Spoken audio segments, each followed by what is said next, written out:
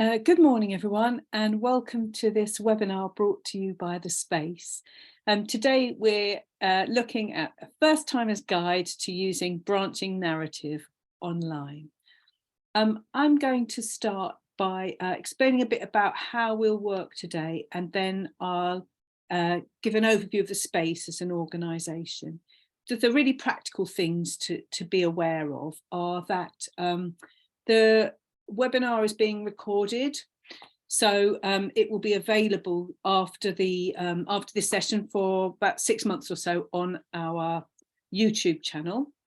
That we have a live captioner, Jen, with us today. So if captions would be useful to you, you need to go to the option at the live caption option at the bottom of the screen and choose that.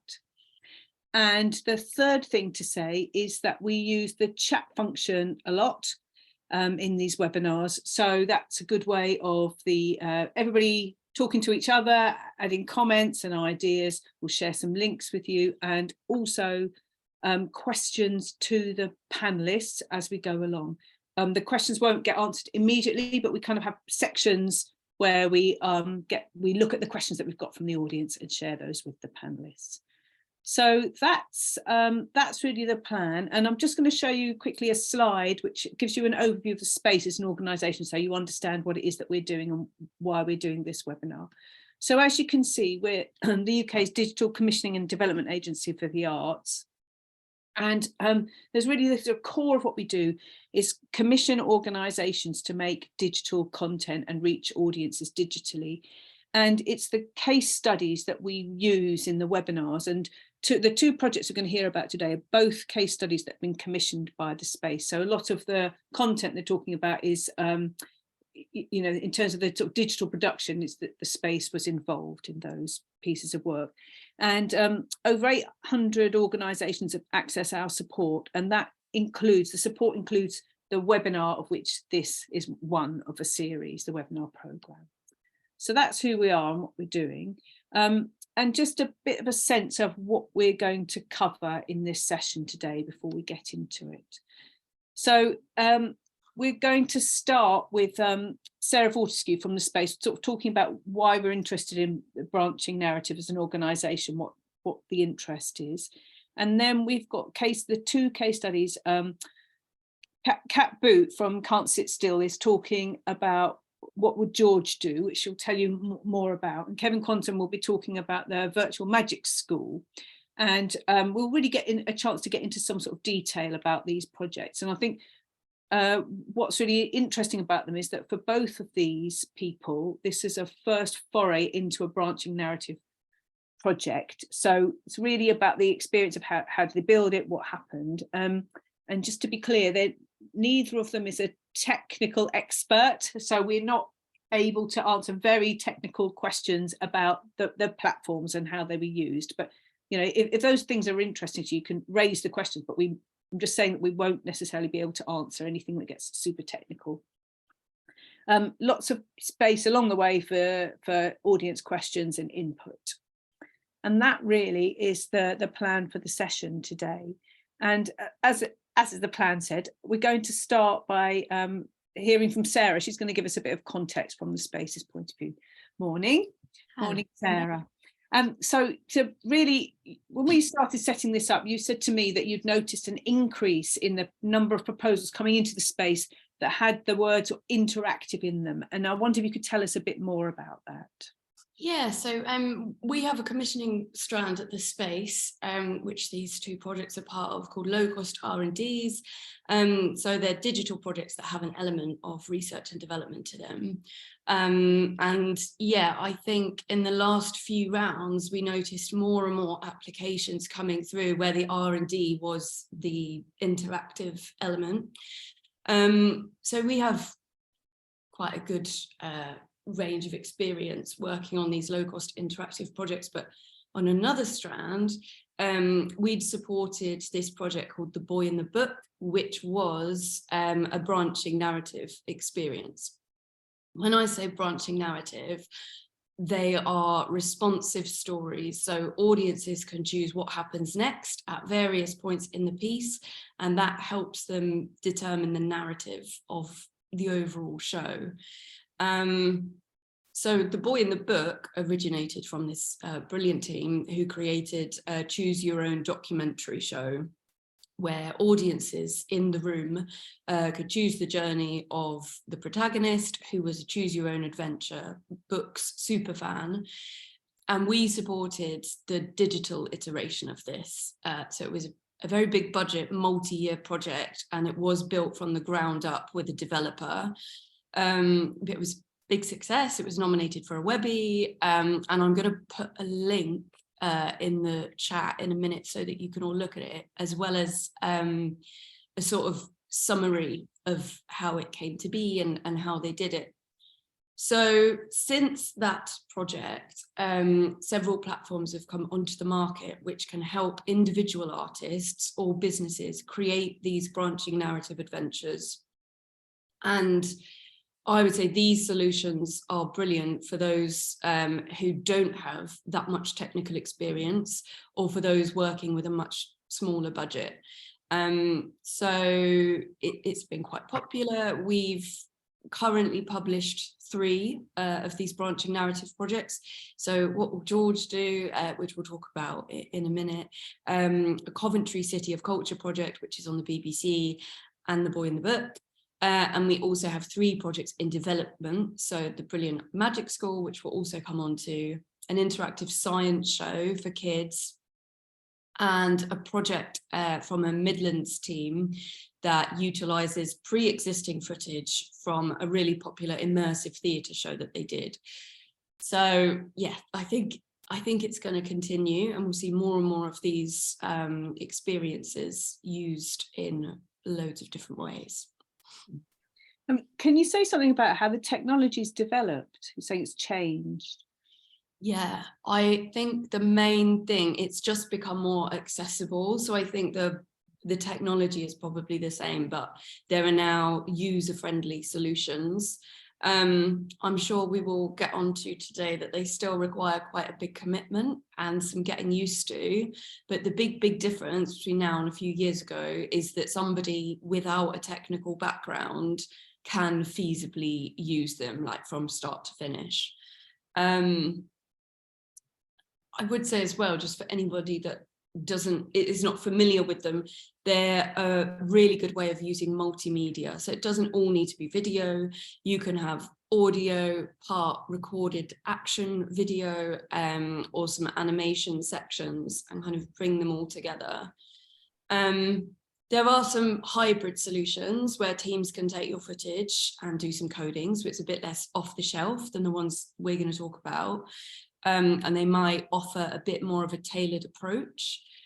The 2 artists today are going to talk about Echo and Stornoway, which I think are both great, but I also wanted to give a mention to the BBC MakerBox tools, because we've worked with them in the past, and they have a product within MakerBox called Storyformer, which is very similar to Stornoway. So you can sign up as a user on the BBC website and have a play around with it for free, which could be a good option if you at the end of this think, okay, this is something I want to do, and have a play around with it for free. That is for non-commercial use, so I'd encourage artists to use it. And then my understanding is, if the project is a success, it could be published on the BBC Taster platform, which is where we currently have a project. And I'll put a link in as soon as I've finished talking. Thank you, that's great. So you were already talking about, the ability to use multimedia being one of the benefits. Why would you consider using or offering interaction? What other benefits are there? For me, this is personal, but I think the main benefit is the quality of the viewing. So I think we can probably all relate to sort of watching Netflix or another channel, or a show online, and then kind of instinctively at the same time opening up our phones and not really engaging with one or the other. Both of the shows that we're gonna talk about today have stuck with me. I absolutely love them. And I wonder if a small part of that is that need to be permanently engaged with content for a long time, but in a really fun way. Like it makes you maintain the attention. We are seeing quite a lot of uses for it in educational settings, fun educational settings, or just for kids at home. I think that's a really good use for it. But we are also working with a team I mentioned earlier who've opted to use it so that it can closely emulate their immersive theatre experience. So in that example, and with The Boy in the Book, it's about giving agency to the audience. So they just have more control over what happens. And I think in a lot of the examples, certainly that we've worked on, it naturally encourages audiences to go and try the same experience again and again and again, because unless you pick the exact same choices, you aren't gonna see the same show, which I think is really exciting. I do too, and I think that brings us really nicely on to what will George do, which is the first example that we're going to speak about. So thank you very much, Sarah, and I think you'll join us again later on, and we'll be dropping things into chat as you go. So great, thanks for that introduction. So our first speaker is Kat Boot from Can't Sit Still, and as explained, Kat's really going to talk about what will George do. So Kat, we've got a good amount of time. You've got sort of 5-10 minutes. Do you want to just set us up, really? Tell us about the project, what the thinking was behind it, and then we're going to bring Kevin in. But just over to you. Just set up what will George do for us. Okay, thanks. Well, so what will George do is an adaptation of a stage show that we made in 2020 before the pandemic, which is an adaptation of a children's book called, you can see that, Oh No George. It's blurring it out. Blurring, yeah. Blurring everything, sorry. Well, anyway, it's called Oh No George by Chris Horton. So we adapted that for stage in 2020 and then got halfway through the live tour before it was cancelled by the pandemic. And then during the first phase of the pandemic, I became really interested, sort of stuck at home in my office and, having a child myself and having this show for children which couldn't go out. I sort of became interested in what digital theatre might be. And what I was sort of really confident about was the fact that I didn't want to go and make children's TV, because I think that children's TV is brilliant. I think that resources like CBeebies and CBBC are fantastic, and I'm not a TV maker. So I didn't want to kind of take a sideways step into anyone else's job, but I was really interested in, okay, if it's not theatre, if we can't all gather together in physical space, but it's not TV, then what is it? And what's this space here? So in 2020, in the first lockdown, we created a digital adaptation of one of our previous shows, which was called Plink and Boo. And that used the idea of families were sent this sort of activity pack where they could make props in their homes. And the idea was that they made props which matched with ones that you saw on camera. We adapted the show for camera and we filmed it. And then the idea was that audiences would, the performers had had a prop that they would then pass underneath the camera. And then the idea was that families at home would have their own version of it that they could play with in their house. So it was a bit like, I always said, it was like the moment when the chocolate bar gets passed through the screen in Charlie and the Chocolate Factory. It's like Wonka vision. So that was kind of our first exploration into this. And then other people, that went really well. And people were saying, you should adapt Oh No George, for digital. But for me, it was like, well, I don't really know how.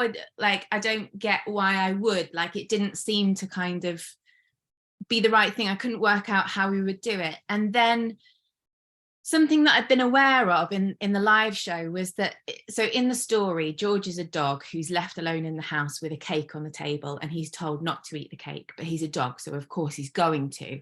And the kind of beauty of the story is about, George and this terrible temptation, and then when he gives in to the temptation. But when we'd done the live show of that, what I noticed was that there were some very young audience members who actually found it quite scary. They found it quite a lot to hold the fact that they knew that George was going to do something wrong. And so I was really interested in this, and I was sort of thinking about it one day and just kind of thinking about, well, what would happen if they could choose, you know? So it's a bit like forum theatre, you know, you've got more than one option, and actually as an audience you have agency and you can decide what you want him to do.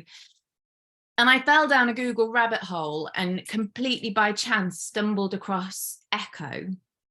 Echo is a platform in America, which when you go onto it, it looks a bit like Netflix, but all of the programs on there, and you know, the majority are for adults. They're all choose your own adventure cooking shows, so you can choose which ingredients you cook with. They've got a great comedy show called That Moment When, and you can decide what the main character does. So I stumbled across Echo and kind of had my mind blown by it.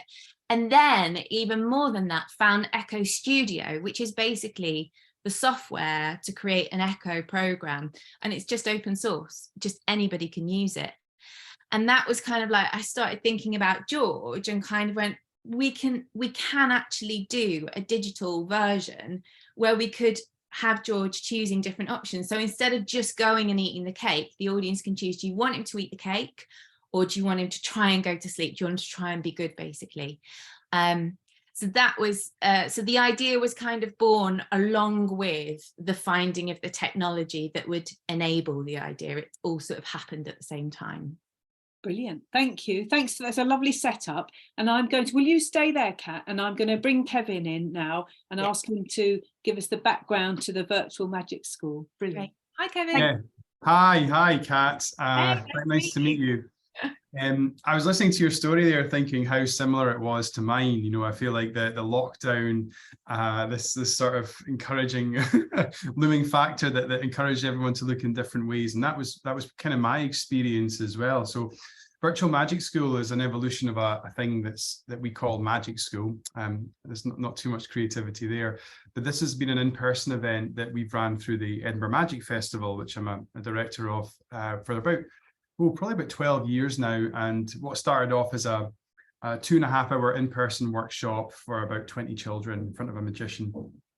In the festival has become an outreach program that's gone into schools, mainly in the Edinburgh area, which is where I'm based, schools that have low arts participation records, or areas of where children may not have this sort of same kind of access to the arts as in other areas. And it's been a huge success. Like, the kids have loved it, teachers have loved it, and that's been all great. It's been kind of ticking along without too much modification for the best part of like 5 to 10 years, really.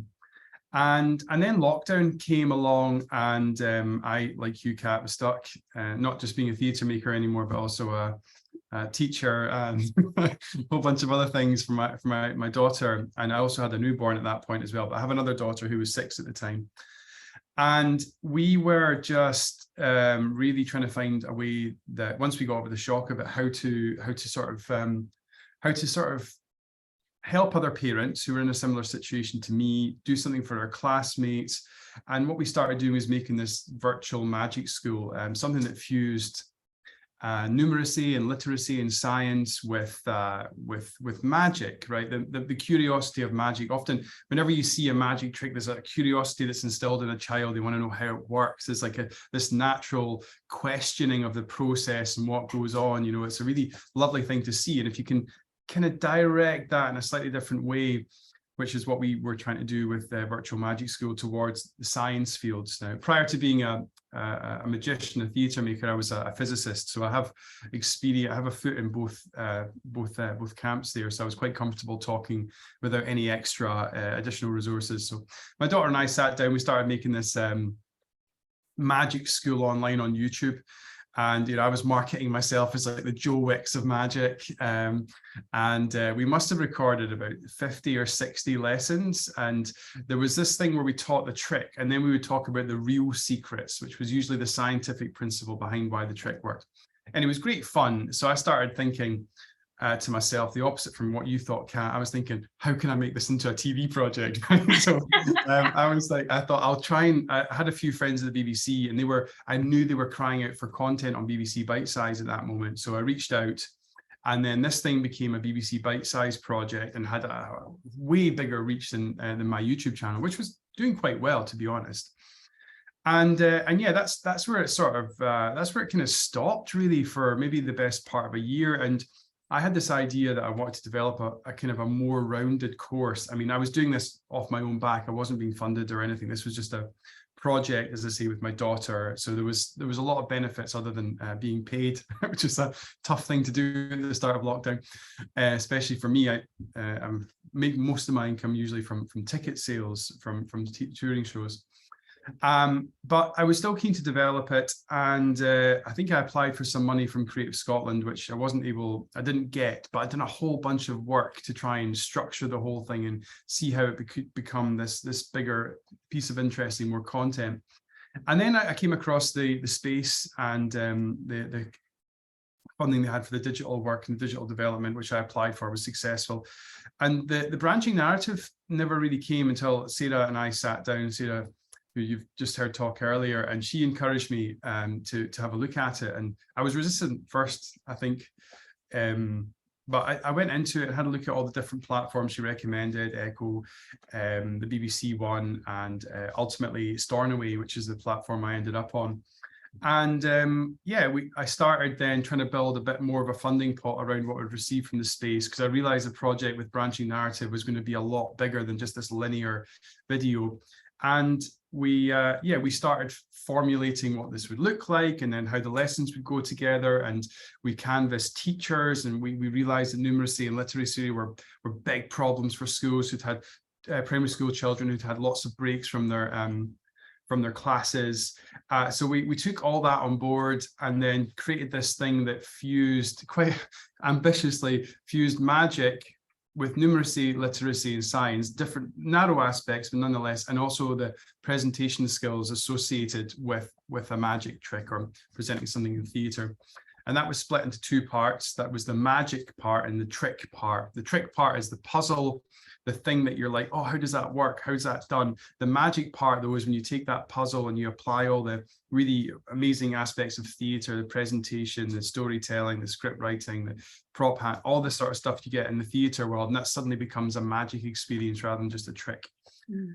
And yeah, so what we're still in development. We've not finished our project yet. I've watched yours though, Kat, and I was also a fan of the book prior to coming across your project. We were George, all this sort of, the way that I would animate it with my daughter and the decision-making process. It was always a really fun book. You were met with these moments of temptation, weren't you? And is George going to sort of succumb, or is he going to be strong? There's a lot going on there, isn't there, with how children and people make decisions as well.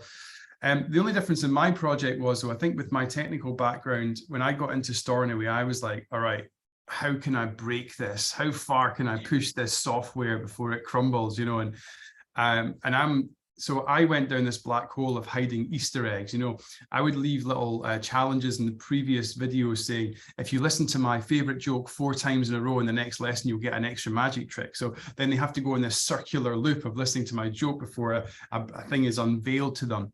I started looking at the sort of physical structure of certain magic tricks, and that actually worked really well in a hierarchical structure.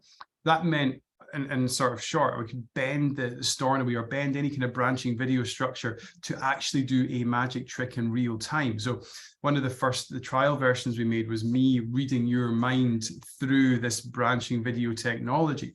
So the choices that you make would allow me, without actually being in the room, to read your mind and predict what you're going to do.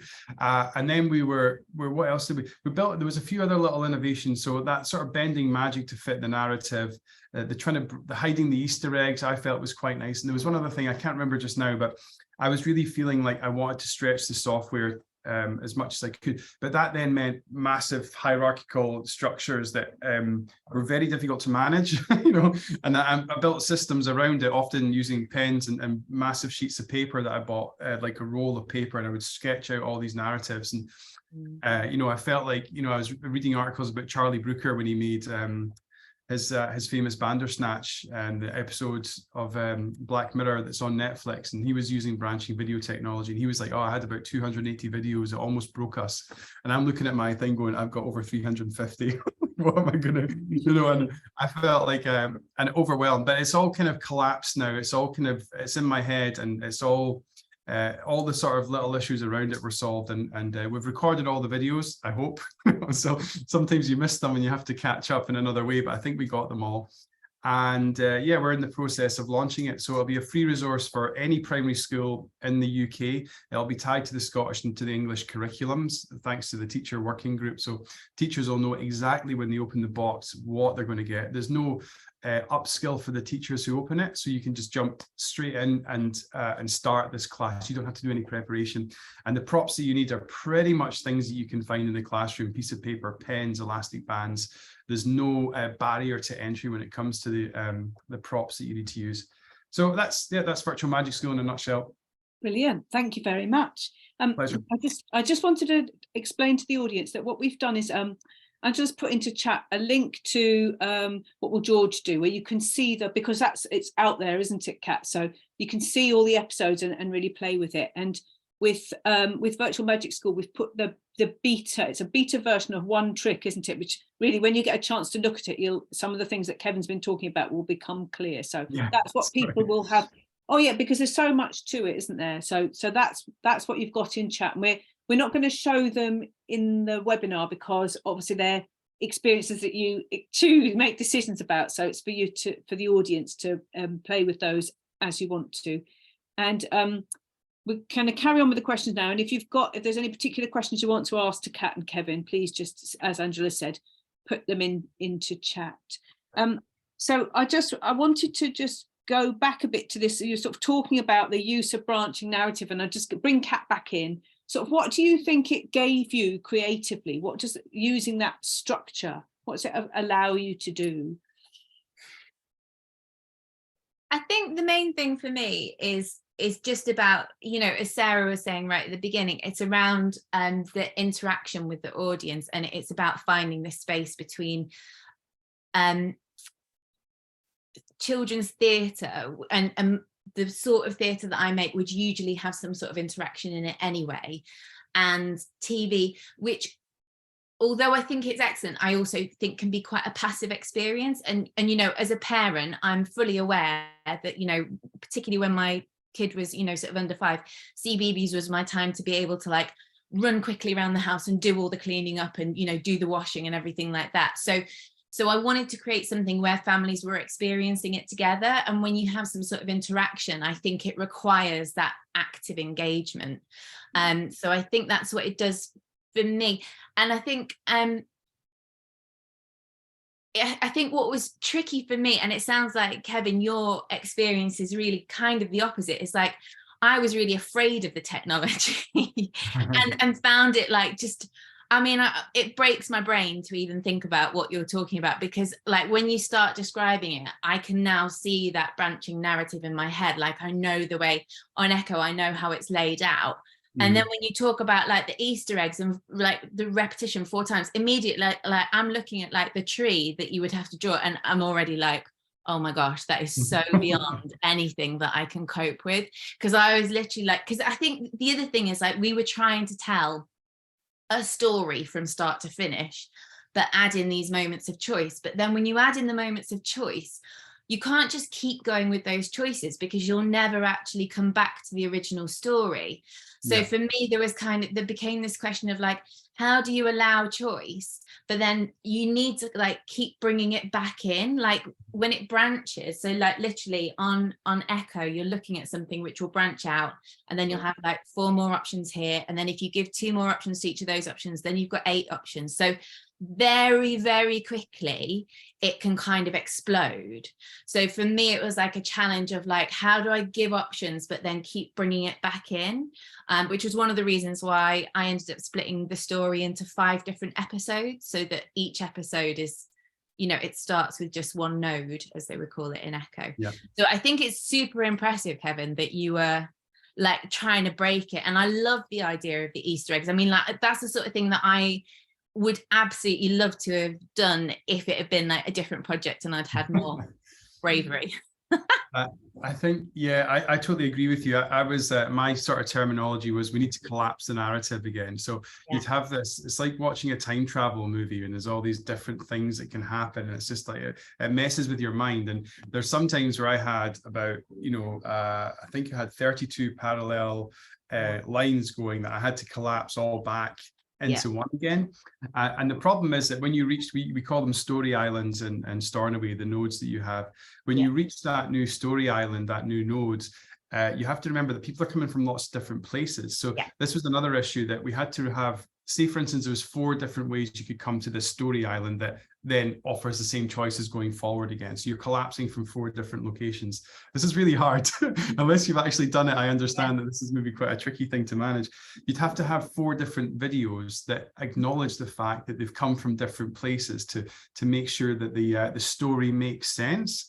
Yeah. It's hard to explain, but like we're normally, you'd have this lovely little linear process that could be tidied up with one single chapter of a video. You'd need 4 different chapters to do the same job, in addition to the different branching narratives you've got. And this is the problem that I experienced when it came to time management with this project, that I just didn't anticipate, you know, the amount of stuff that would have to be done. And yeah, but at the same time, I was completely excited and thrilled by it all. But yeah, that exponential issue of the branching narratives coming just in an incredibly complicated manner is one that I was run. And I think I was more interested in an educational point of view. I think that's where I came at it. I really wanted I wanted magic to be used as a tool to teach something that maybe a teacher would find useful. Not when I say useful, I don't mean that the arts isn't useful. I mean that the things that teachers were struggling with were numeracy and literacy, right? And these are, we have to admit, are very important to everyone's day-to-day lives. And if you don't have them, then it's very difficult to build on that foundation to get somewhere else. So I really wanted to use magic to try and look at those things and try and help in some way to assist. Yeah. You both, what's really striking me is the very clear audience need at the heart of it. You know, you've got a real clear ambition, haven't you? Kevin, you're saying it's about making something that a teacher finds useful. And Kat, you're talking about the children being worried about the responsibility of George making a decision and finding a way to really ease them through that. And that's really strong in terms of your sort of the storytelling. There's a couple of really practical questions that we've had from the audience. One is somebody saying, are both your projects geared towards Key Stage 2? But Kat, you might just want to say about your typical audience. Yeah, so ours is more Key Stage 1 and Key Stage 2. I'd say lower Key Stage 2. And also families. So we released it to families first of all, and then we released it into schools after that. Yeah. Thank you. I am just trying to translate Key Stage 2 into what we have in Scotland just now. If someone can help me. Key Stage 2 is 7 to 11 years, and Key Stage 1 is 4 to 7 years. 4 to 6. So, all right, cool. So Key Stage 2 is a yes for me. What would you call it? What's your language for that age? Primary 4 to primary 7. Oh, right. Yeah. Okay. Or 7 to 10-year-olds, I think, probably. Yeah. And the second question was about the funding from the space. So obviously both of these involved a commission from the space, and later on we'll talk much more about the collaboration, all the people that are involved in the production process. But did the funding from the space, was that complete all the funding you had, or did you find funds from elsewhere? If you're willing to answer that question, you might. Yeah, shall I take this one first, Kat? No is the answer. When I got the funding from the space, I leveraged that to get more funding. It became apparent that I wanted to do something that was more ambitious than my original project. I was using a technology I'd never used before, and I really wanted to find funding to make a trial version of this research project, if that makes sense. So I was actively looking for funding, and where I turned to were people that I already had a relationship who'd showed an interest in our magic school project already. So 2 additional places. One was a trust fund called Kieran's Trust, a Scottish trust fund, and the other was a company that had shown interest in the virtual magic school. So I'd performed a version of my YouTube channel for this company's staff members during lockdown, and it's a fund management company in Edinburgh. So I just pitched to them how useful this would be, because they'd already bought into it for the kids in their company. I pitched it to them that this could be beneficial to kids across the country, and it's very hard for them to say no. So they gave me another few £1,000. So I think I had a pot of about 20 grand to play with at the end of the day. Okay, thank you. And then I'll come to Kat in a second, but in the meantime, somebody's asking, can you tell us sort of whether parents can sign up to Magic School, or is it will it only be available to schools? This is a really question that Sarah and I have played tennis with over the last few months. I'm a member of the Magic Circle, and there's certain rules surrounding the ease of access to magic secrets that I have to subscribe to as a member, and that manifests as a natural barrier to entry. You have to demonstrate as a child or an adult some level of interest in magic before you are allowed to be given secrets. So in a lot of ways, this project kind of operates in a grey area, because there's a lot of public benefit, but at the same time I have to reveal certain secrets to allow the upskilling. So the way I've sort of reconciled that with my conscience is that I've made this for school use only. And maybe it's not quite logical. If you challenge me on it, my arguments will completely collapse very quickly. But in my head, this is what I've done. That I've designed it for school use only. That said, if you're a parent and you sign up for it, then you'll probably get it says that you're only for schools on the front page, but you'll very likely get the link if you do sign up for it. Thank you.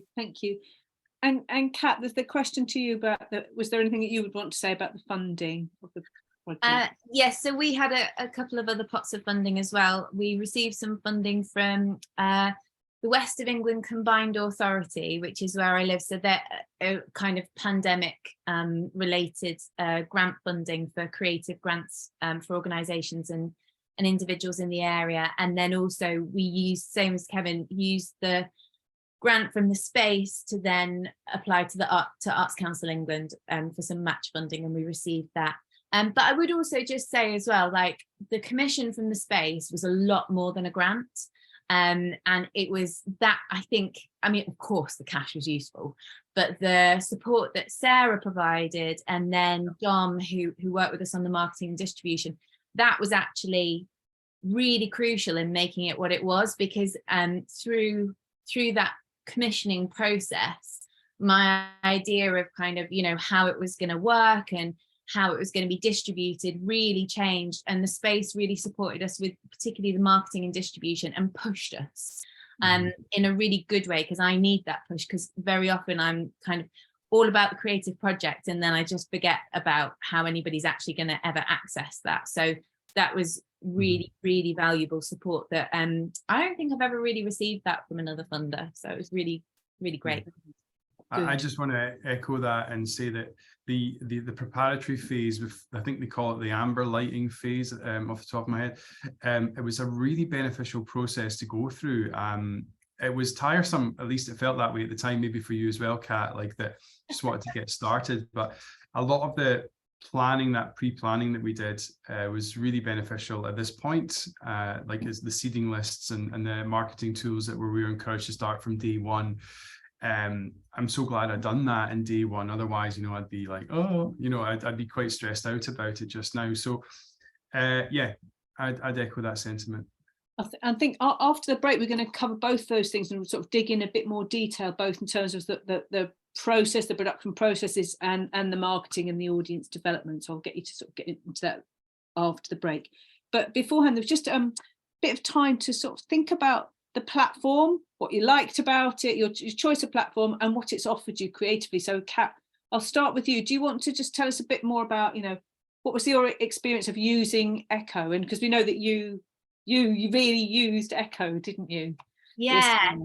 Yeah, and it was sort of in quite a surprising way, really, because as I said, I'm not a techno expert in any way, and I started this process thinking that I would get somebody to do the Echo bit for me because I wouldn't know how to do that. But then I actually, having never heard of the platform before, I was in a board meeting and one of our trustees said, "Oh, I know Echo, so-and-so's used it to make a project." And it turned out that a company called Farmyard Circus, who I know some of the members of, they had made their own Echo project as well, completely unbeknown to me. So one of the best things that I did was I had a meeting with one of the members of Farmyard Circus, and she just said, "It's so easy. It's just drag and drop. Don't worry about it." And she also said, "Start using it from the beginning." And it gave me a lot of confidence that to kind of start tinkering with it.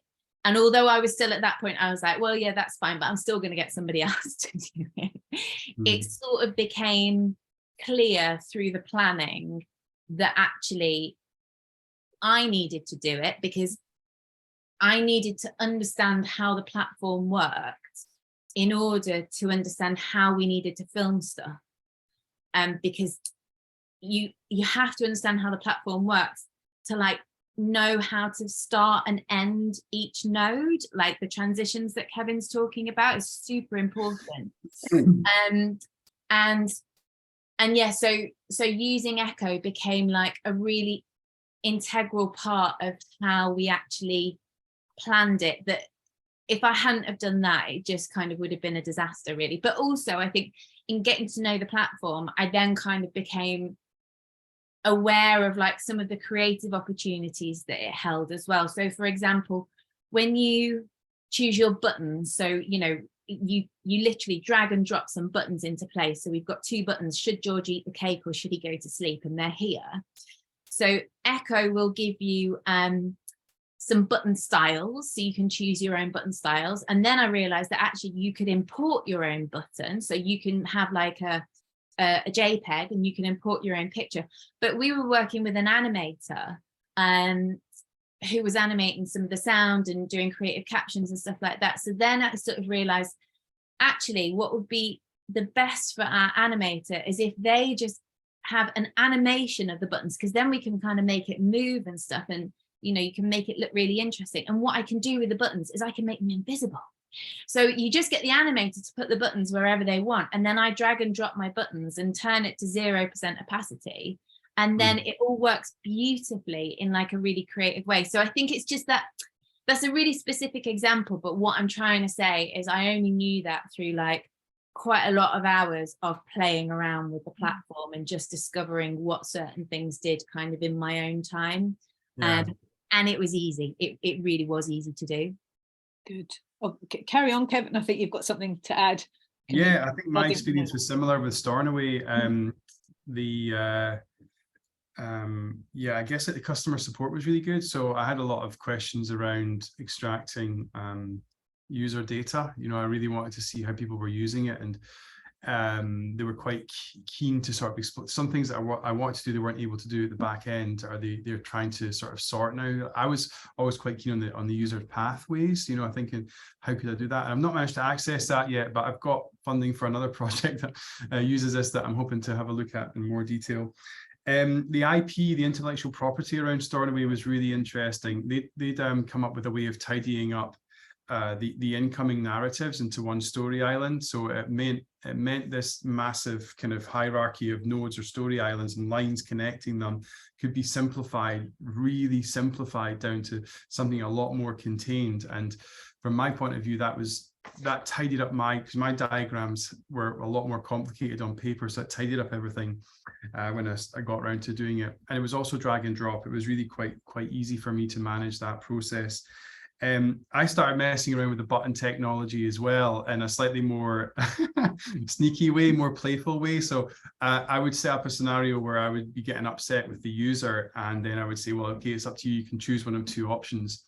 but then I would just overlay the buttons as a graphic. They weren't actually really there, so the kids will try and press them, but they won't work. And I'm saying, just joking, no, that's the buttons now. They're like, no, I'm just out, you know. So I keep on playing with, because I know what the buttons look like. I can mess with their version of reality and almost get my own back on them for making me do something repetitively earlier on.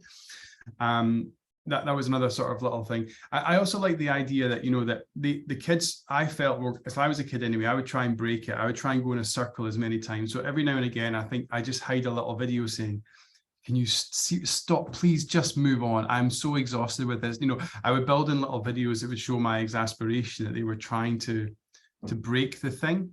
I'd also add little things like you could skip to the end and miss all the content. But then I would say that because you've skipped to the end, you've got to the end, well done, but you've missed two hidden magic tricks that you only get unlocked once you've watched, let's just call them the slightly more boring aspects of the video, the ones where you don't to get a trick. So all those aspects were able to be utilized inside of the Stornoway software. And I think, yeah, I'm just trying to think if there's anything I missed. Yeah, no, that was it. So messing with the button technology, the IP on the story islands, the drag and drop function, which I think is common with most of them now.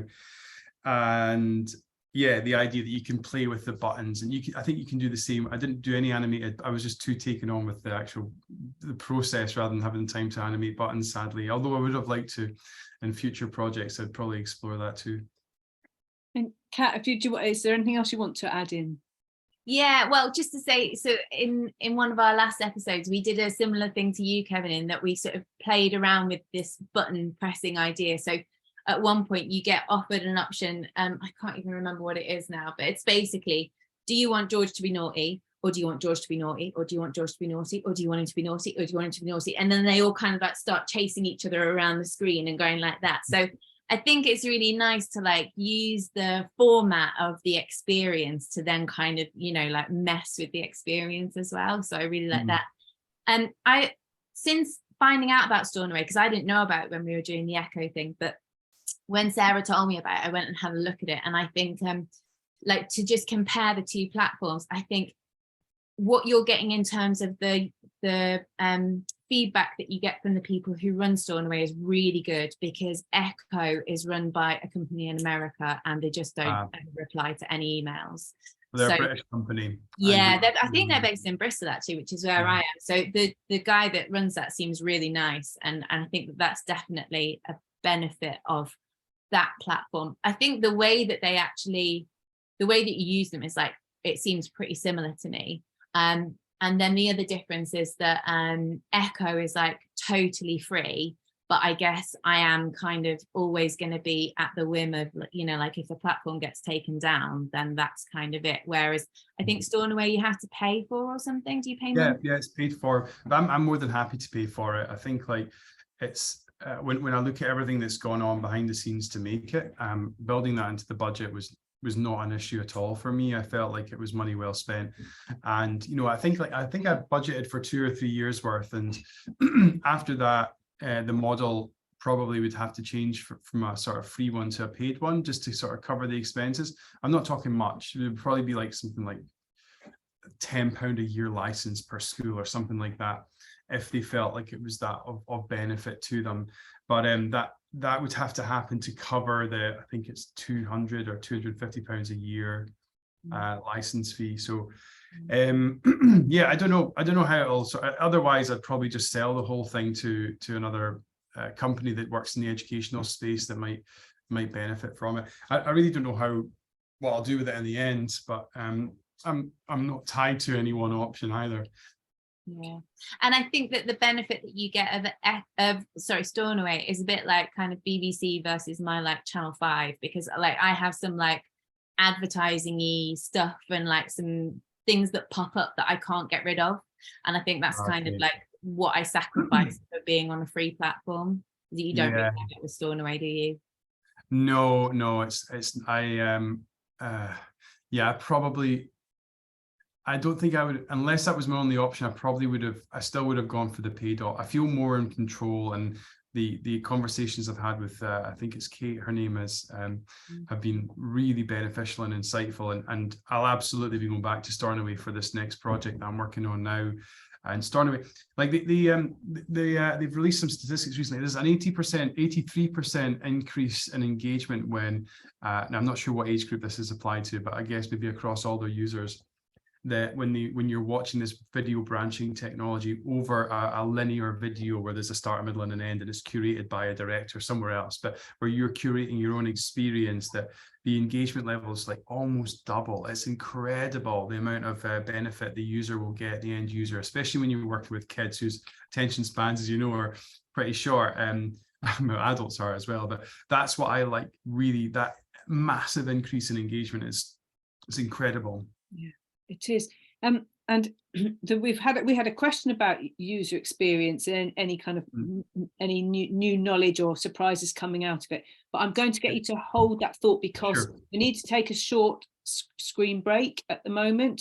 So it's going to be 5 minutes, and I was going to say to the audience, because you're talking so much about the experiences, in the 5 minutes you might want to watch one or other. I don't think you probably have time to watch both, but have a look at one of those links, so that if particular questions come up about Virtual Magic School or what will George do, from when you watch the experience, you'll get a really clear idea of what's being talked about here.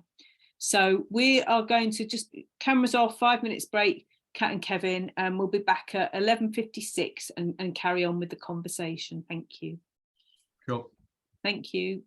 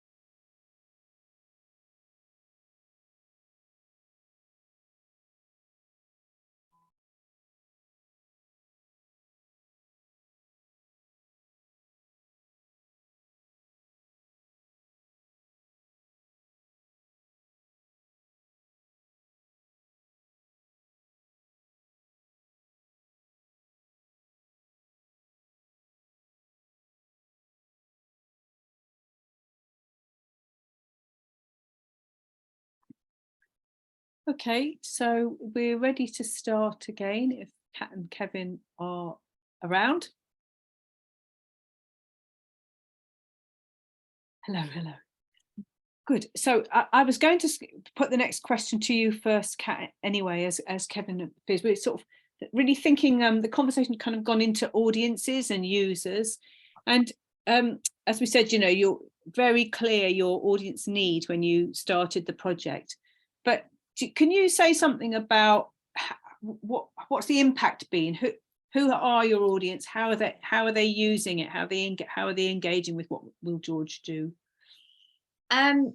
Well, a really big chunk of the audience has been schools, and as I said before, that has been thanks to Sarah and Dom, from the space, really sort of pushing us to delve into the schools audience. And I should also say probably that when I first applied to the space with this commission idea, my sort of original idea for it was that we would sell the product to schools, and I thought this could sort of generate income.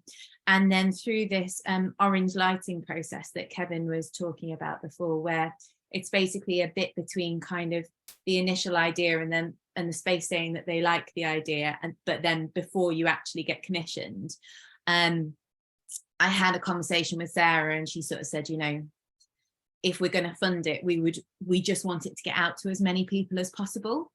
And I think that was a really, really important and good thing that happened in the project, because, I'd sort of thought that schools would pay like £200 for this thing, and of course they would never do that for something that they'd never heard of and had no proof worked or anything like that.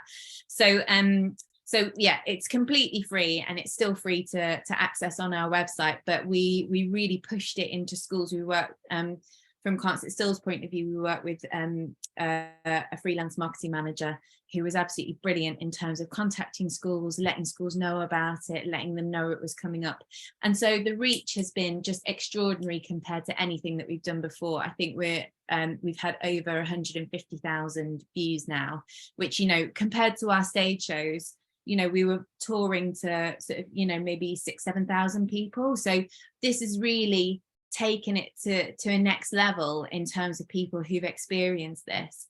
And what that's also done in the longer term, which I didn't expect, was it's acted and is acting as audience development for our live work. Because I think I was always worried that they would compete with each other, because we've got the live show of Oh No George, which also went out in spring 22, so this year, and then the digital version of What Will George Do? And I thought that if people saw the digital version, they would just be happy with that, and they wouldn't come to see the live show. And what I kind of didn't realize, but seems obvious to me now, is that if they see the digital version, then they're more likely to come and see the live version. You know, it's exactly the same as why Peppa Pig on stage has huge audiences, because when people watch stuff at home on TV, they then want to go and experience it in person. So What Will George Do continues to do that for us. And because we're working with Chris Horton to tour Oh No George more, and also to adapt another one of his books,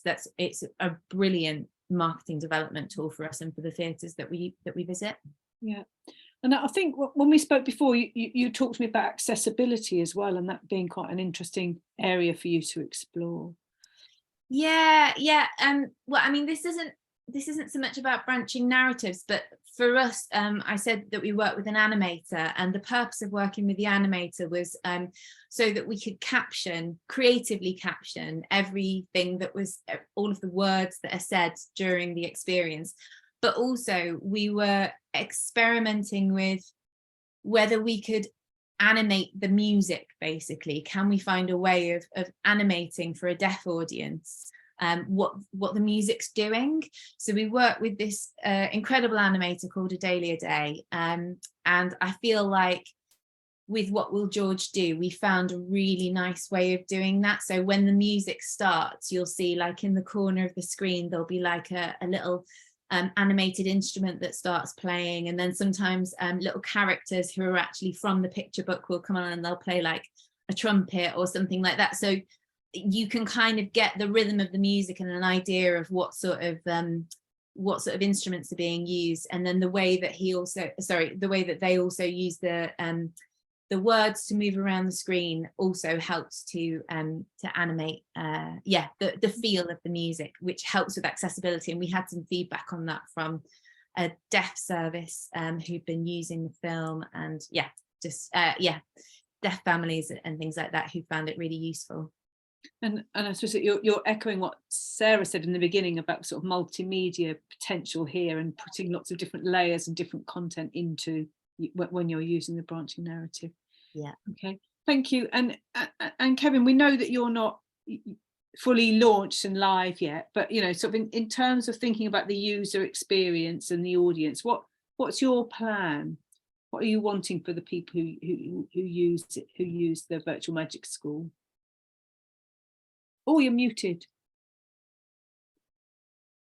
What do I want from the people who watch this? What do I want them to What benefit? then? What are you trying to offer them? And you talked, and yeah, start with that, and then I'll go back into. Okay, so what am I offering them? Well, I guess at the surface level, the hook is the magic, learn magic, right? So this is such an alluring world. It's all about mystery and adventure and wonder, all those sort of really cool adjectives that describe what magic is, which is really attractive to a child. But underneath that, so I mean, if I just give you one example, the lesson, I don't know if anyone's had a look at it, this one about the reading minds one, it's all about how computers talk to each other. So the technique that I'm using to predict the number that you're thinking of is using this stuff called binary code, which is the fundamental, it's like the alphabet of how computers talk, the building blocks of how computers will talk to one another.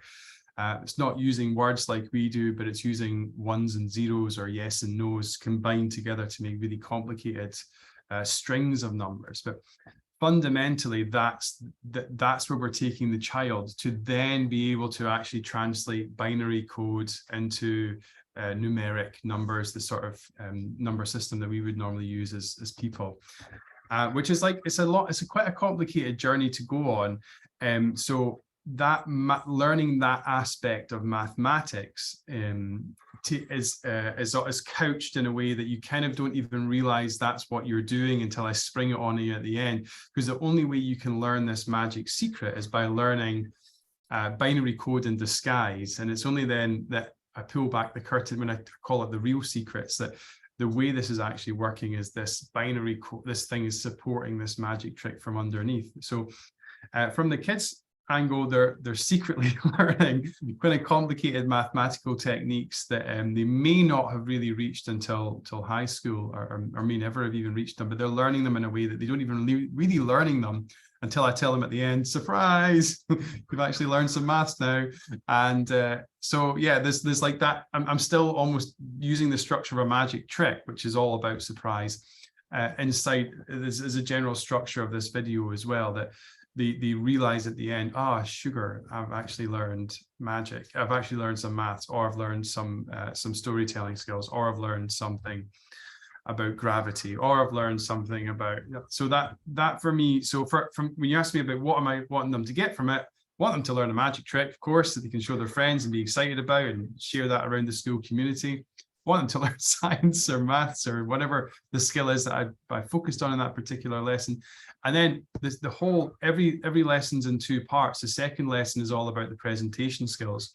And that's all about then the blocking, the script writing, the storytelling, the choreography, the prop handling or prop making, and how those elements come together to make this more. So it's like a lot going on in what I'm trying to teach. Maybe too much. Maybe I've overstretched. I'm not too sure really. I need to wait until see what the user feedback is from the whole thing. But I want them to get all of those benefits: the maths, the magic, the presentation, let's call it. And somebody's asking you, what is planned to evaluate the success of engagement? So it says, what is planned in the system? And then in brackets, what will they be looking at that evaluates the success of engagement? Yeah, I'm reading that question. I'm trying to decipher what it means.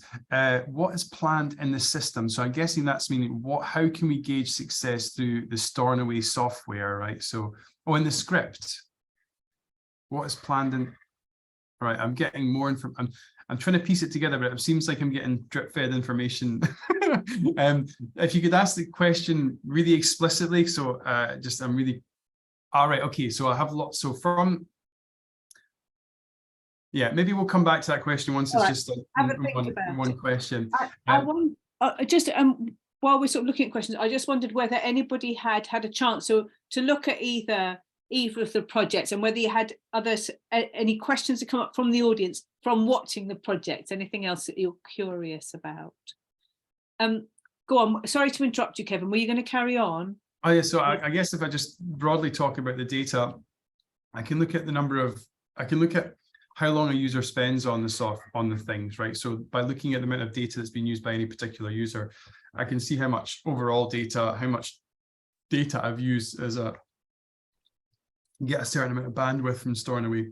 But what I don't have yet is this path data. This is what I mentioned earlier. I can't see how users are using the software, but this is what I want to talk about with Stornoway. And I've received another chunk of funding from another organization to develop a different kind of magic in theatre. So it's like for a slightly older audience, it doesn't have the sort of sciencey maths element to it. But for me, that's all about that's the start of another project for me that doesn't exist right now, where magicians or theatre makers who want to learn, coming from either one side or the other, have to learn about another thing. But for that, I want to have the data. So there's different ways of displaying data, right? And I'm learning about this as I go on with this project, but there's really fun, colorful, graphical ways where you can show the paths as different colors, or you can have how do I say it? You know, when you look at a map of the UK and they have it in different colors depending on the temperature. So you can see that the really dark blues for really cold or the really deep reds for really warm. It's like that, but it shows those kind of levels of intensity are shown over a path. So you can look at the whole hierarchy, but see different heat map colors for the most popular paths and the cooler colors for the least popular paths in the software. What I do with that data, I'm not really sure about yet, but that's where I'm going. Stornoway have just opened up their software as well for external developers, so you can create a widget. I don't have funding for that. If I did, I'd probably, you know, I'd love to sort of build that that into what I'm doing. But right now, I'm trying to just push Stornoway to open up the back end a little bit. And what they might do is give me some data that is just like numbers and there's no kind of graphical user interface for me to interpret those. I'm not frightened by that. So again, just to give you my background is, and I have an unfinished PhD in computer science. So I know how to program. I was a physicist prior to being a magician. And so I'm not afraid of a bunch of numbers coming at me and how they can be deciphered, but that's like beyond the scope of what we're doing with virtual magic school, so maybe for another time. Indeed, thank you for that. Kat, was there anything that you wanted to say about comment on your sort of user experience or what you know about that? Well, I think it sounds like you get a lot of more information from Stornoway. So one thing that you can't do with Echo is you can't measure how long people are on the experience for, which is a shame. Yeah, so we're relying on a lot of anecdotal evidence, and something that I really like about branching narratives and just about digital stuff in general is the amount of feedback that we get on kids who want to repeat it over and over and over again. And, you know, as a parent, I know this as well, as I'm sure Kevin does, is like, and I actually really like that, because that's something that you can't access in live theatre, which is, of course, the magic of live theatre. But with this, you know, it's not live theatre, it's something different. And actually, the kids, they get a lot of benefit from that repetition and, you know, going in and seeing things work either in repetition or going and trying out the different elements in the story is actually really exciting and really giving them something extra. So I think it's another reason why this is quite an interesting area of exploration. Absolutely. Yeah, just to sort of echo that sentiment, that the repetition element is huge. You know, that the fact that you can go back and see a magic trick again, from my point of view, to see how it works. Maybe you never picked up the first time and you can do that over and over again. The other thing that and the sort of the magic side of me, the theatre part of this, was the you can prompt them to be creative. So if they're creating a story around a trick that I've taught them, it's very hard with a blank sheet of paper to know where to go. So I can suggest, right, well, what here's 10 different possible ways you can develop this trick, right? Just for starters, right? But you want to do your own thing. And then there's maybe different options they can go where I talk a bit more in depth about each one. So it's almost like a story builder in some ways, that creating for the kids that they're maybe frightened of a blank sheet of paper and don't know where to go. You can prompt them and then go into more detail, and then they can watch this as many times as they want. So it's the branching narrative, the repetition is great, but also the way that you can really make this zoomed in and bespoke for every user is a phenomenal. If you've got the time to make all the videos, of course, it's phenomenal to have that kind of that tool at your hands. Yeah, and I really like the way that you do that in the bit that I've seen of your work, Kevin. I really like the way that you'll explain something which is maybe a little bit complicated, and then your next two options are, do you want to see it again or do you want to move on? And I think it's really nice because, like, I mean, the other way of doing that is just you stop and you rewind something. But, you know, when you're in a class, if you're watching like with your classmates, you may not want to own the fact that you didn't understand it. And you know, you're probably not going to be like putting your hand up and being like, I didn't get that. Can we watch it again? But the fact that you're building in these moments of like, is everybody cool with that? What should we do next? I think is really nice. Yeah, there's lots of like, there's really cool ways as well. So you can have this like follow-on videos where you don't have to, there's maybe only one choice they can make, but it feels like there's two, and you can jump to the next video regardless.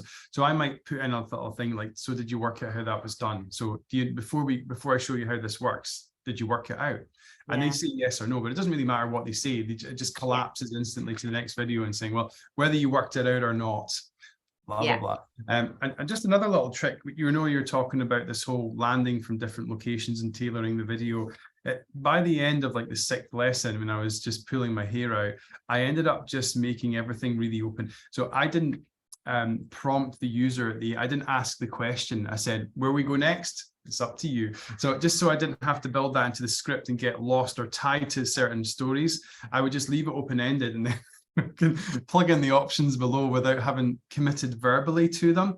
Because I think I noticed in earlier videos, I wanted to make changes. I'm like, oh, I can't because I'm committed now to this thing. So that's just like another little trick that you might want to use if you go down this.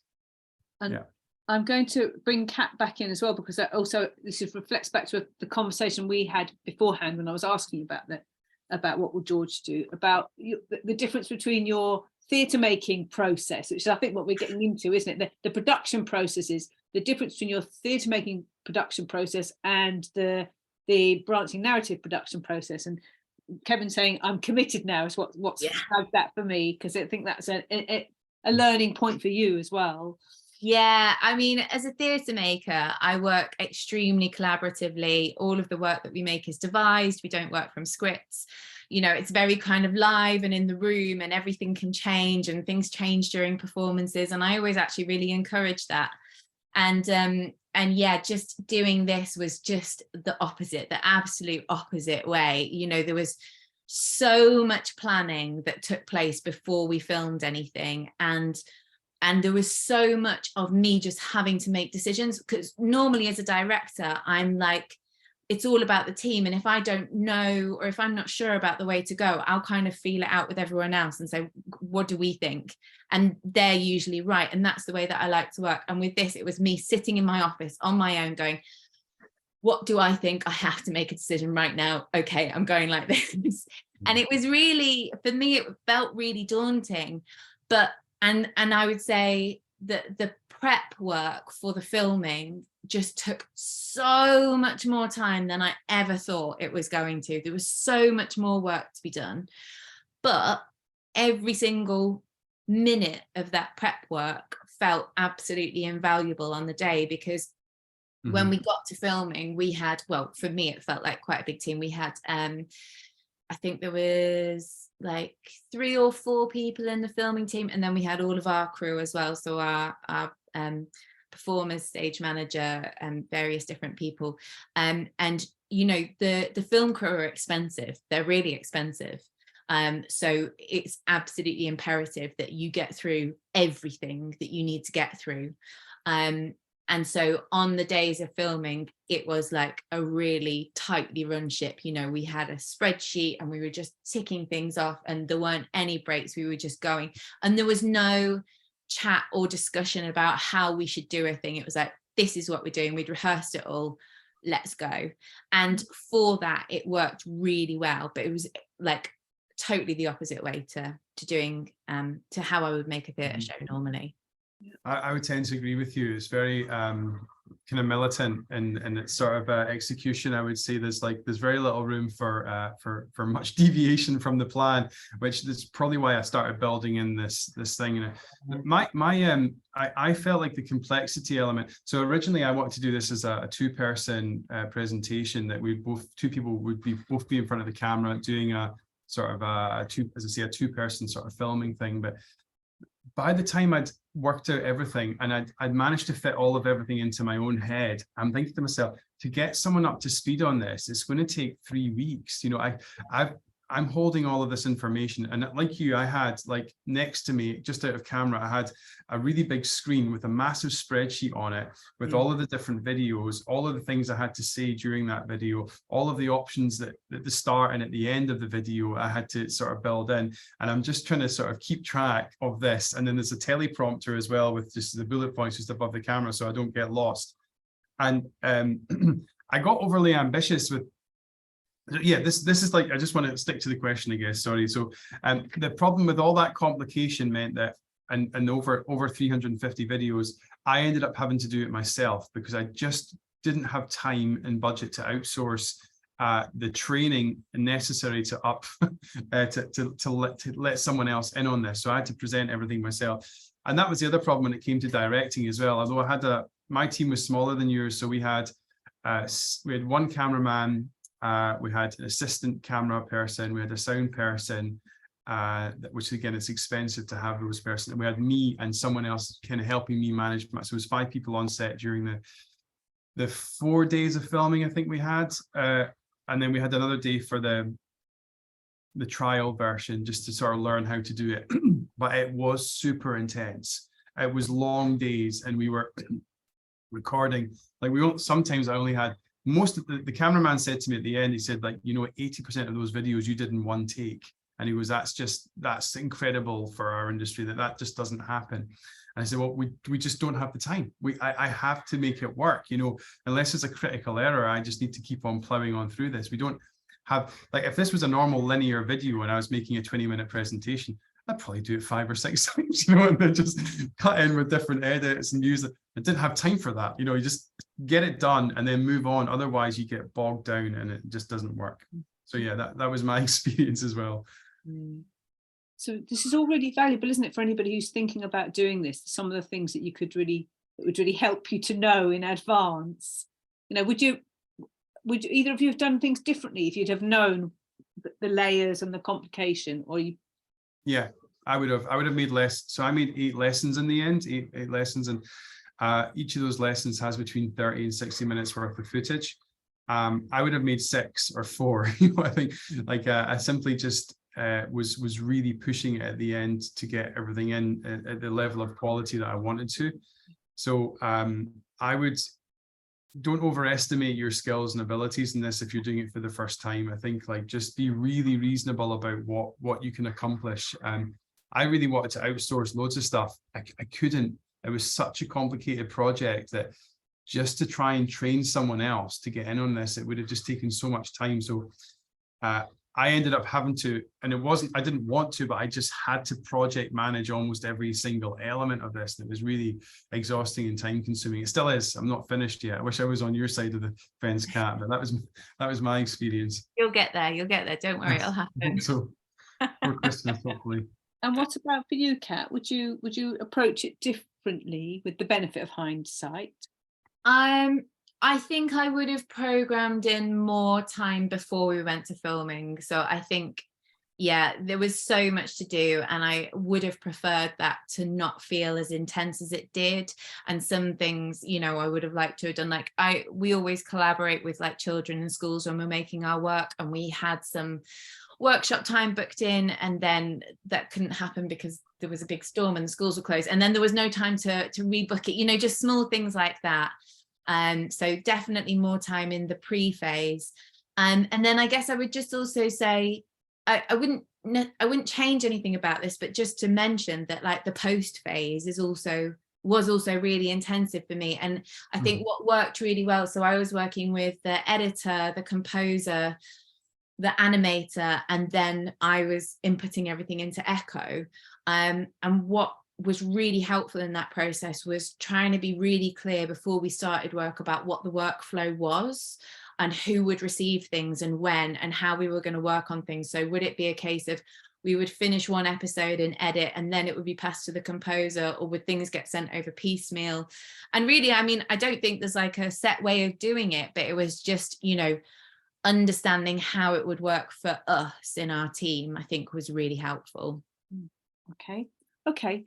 So thank you for that. I want to just go back and clarify something which we've been asked. Can you clarify to the audience that this was what you were using was live action rather than animation in your work? That's right, correct for both cases, isn't it? It's about a recording of a performance, effectively. Or workshop. Yeah. Workshop, yeah. Okay. Yeah, and ours was live action, and then it had elements of animation overlaid over the top of the live action. Yeah. Okay, smashing. Thank you. So we have got there's another question but before we get to that, I'm going to ask the audience if they wouldn't mind at this point. Just still got a few minutes left.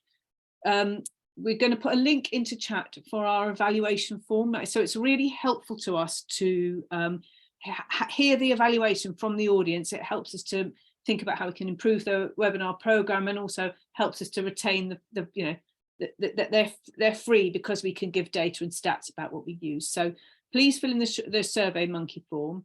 It'll only take a minute or two, and then Kat and Kevin, I'll get you back for the last bit of questions. So we would be thinking about, okay, what's next for you? Any other advice you'd give to people? So you might want to give that a thought.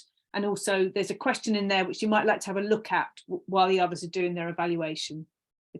There's a question from Emil. Okay, so we'll be back in, we'll give it a couple of minutes, back at 25 past.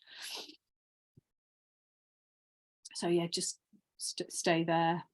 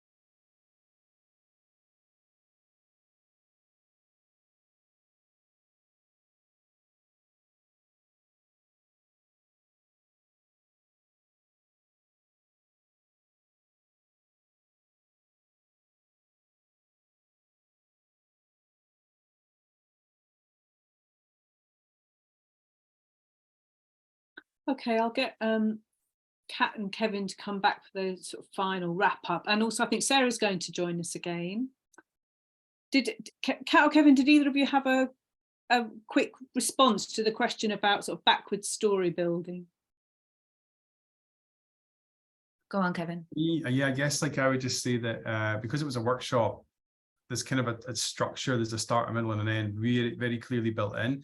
So I did have multiple endings, but those were more sort of almost when I tricked the participant to skip some of the boring parts, that they would get the sort of boring ending, and they would be encouraged then to go back and actually fully complete the things that they were meant to.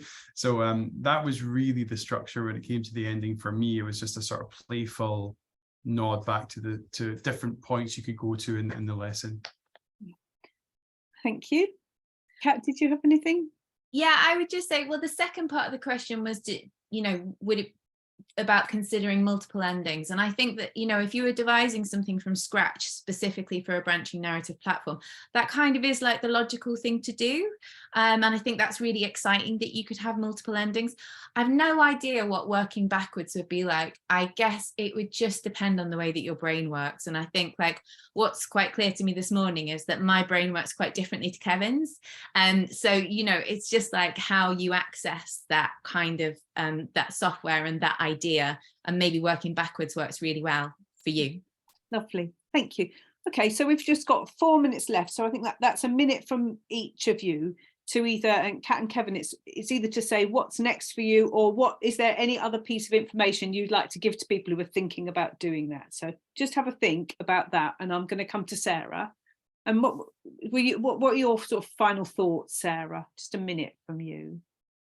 So I would just say, I mean, you've probably picked it up from Kat and Kevin, but I think just be really, really clear. If it is something that you want to do, you want to test out, be really clear why you're doing it in that way, because I think, as I said, like, I love both of these projects. I think they're brilliant and they're so well suited to this format, but they're a big commitment. They're like a big commitment time-wise, and so just be really, really clear that branching narrative is absolutely the way that you want to go, and why, because yeah, it's hard work. Yes, I think the sort of the concentration and the detail is And the there. planning, I think it's just the understanding that, like, you have to get the planning right. If it's not something that you can just fix at the end, it has to be baked in to like that planning stage. And I think, you know, Kat filmed hers on a mobile first and like put it into Astronomy just to make sure that everything was working correctly. And it's so that, and I'd say also just test it, because just get as many people as possible to like test the experience and pick up where the snags are. Lovely. So literally a minute each. Kat, I caught your eye. So what would be your final thought, and then we'll come quickly to Kevin at the end. Final thoughts are, well, next we're going to do an R&D about a digital R&D working with teenage autistic girls, and I think it might have something to do with multiple identities and avatars and possibly motion capture. So the point of me saying that is because, like, as I've said all the way throughout, I don't know anything about technology, but I think it's the pandemic has encouraged me to get into territory which I knew I should be in when working for young audiences, because they're digital natives. I didn't quite have the confidence to do before, and every step that I take now leads to another one. But also just say, like, ask all the questions, you know, go and sit with a filmmaker for a day, you know, like make sure you talk about like workflows and planning, and, you know, have everything, know as much as you can, find out as much as you can about the process that you're going to enter into, because it is very, very different to anything that I've done before, and I love it, and I think it's really cool and exciting, and yeah, that's it. Lovely, thank you. And Kevin, to you. Yeah, so just on what you would do if you were doing it, I think Sarah's covered the sort of make sure that it's right for your project, but above and beyond that, once you've decided that, the planning we've already discussed, but really make sure you've got that time contingency built in case something happens that you're not ready for. Have time to play. These things are really fun, so just have a few hours, days, whatever you can afford, just to play with the software and the technology, and you find different ways of using it. I would highly recommend doing a trial version as well. So we put ours into schools and got feedback from teachers and children just through like an external, like a survey monkey form built into the software. Second thing I would say is prepare to work in a new way. We've covered that from my view and also from Kat's as well. The future for me is to make this magic and theatre course, building on the knowledge and experience I've already got working in this way, working with a theatre company in Edinburgh, the Lyceum, to make this for slightly older children. So what I also found from this magic and theatre course, when we met with all the other participants of this, another digital sort of funding stream, is the amount of AI work that's going on in the arts just now, mainly in the world of music, but there's so much going on with artificial intelligence. And I'm going to spend a bit of time trying to think how that intersects with my world of magic and the greater world of theatre. Thank you. On which point, I think we'll still call it to a close there. That was great. I want to thank you so much for being so generous with your insights and your thoughtfulness and your sort of sharing of your experiences. It's been really, really fascinating. So thank you, everybody. And just to say to the audience that we'll be launching our next webinar will be on the 30th of January in the afternoon, and there'll be more detail about it on the Space website. So please go and keep an eye there for further webinars. Thank you, everybody. Thank you for all attendees for your questions and your interest, and to our speakers again. That was great. Thank you. Bye-bye. Thanks, Linda. Bye. Thank you. Thank you so much.